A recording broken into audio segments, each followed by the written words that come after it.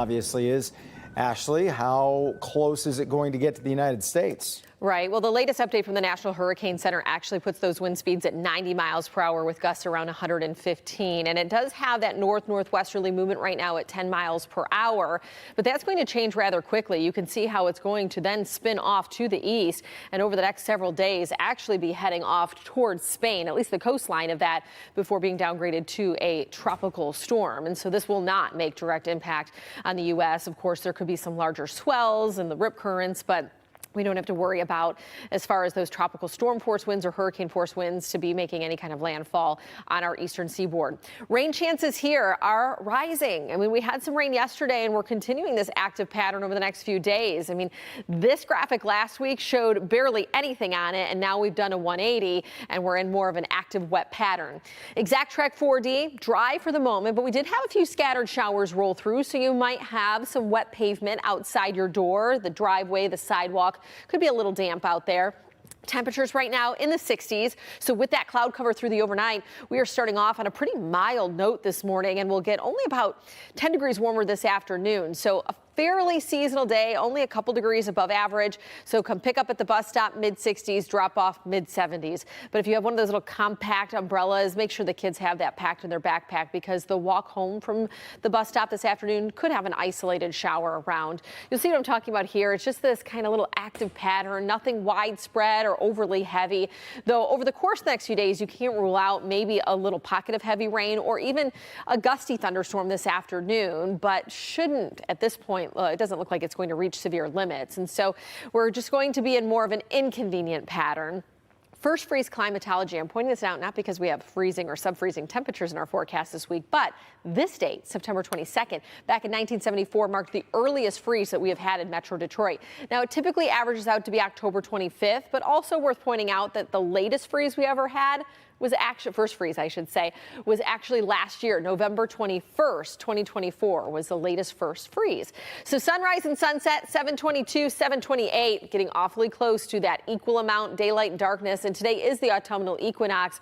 But I will say in 4 days, you're going to start to see that we have less than 12 hours of daylight. So your high temperature forecast will get a little bump tomorrow with this warm front that's lifting, and then we fall back into the low 70s midweek and beyond.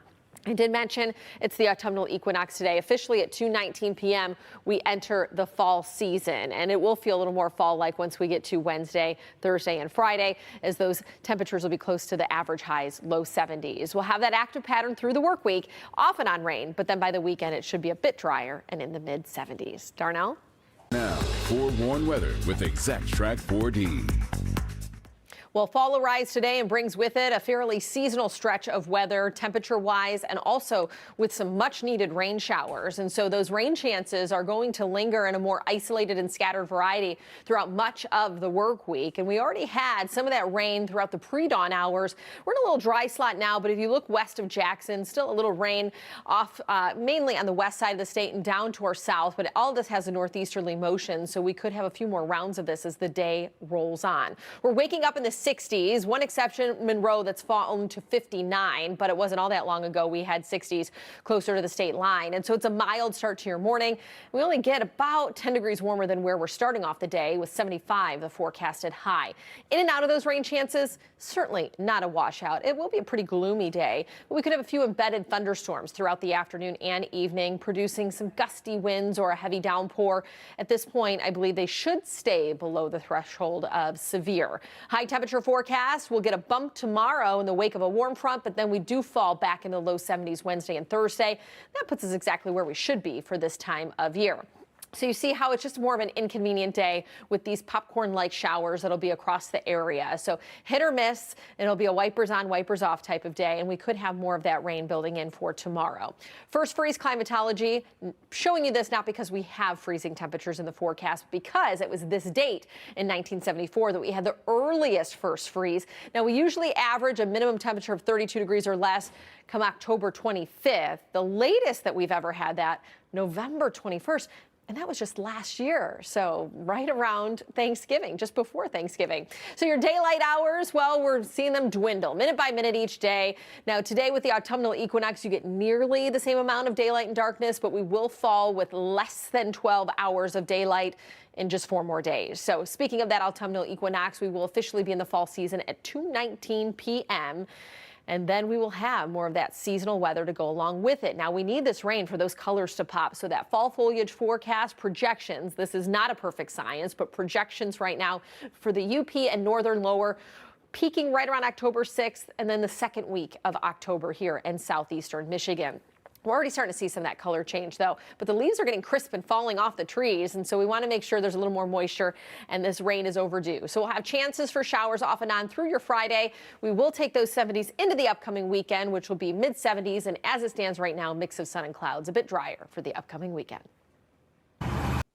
We'll have to see if there's someone from here in Michigan or Metro Detroit on the show. I'll save you. There is. Someone to cheer on. And they will make it to the finals.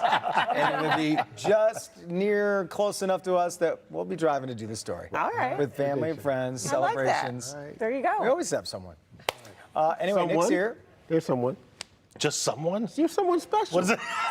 And we've missed you. Here's a guy that we found.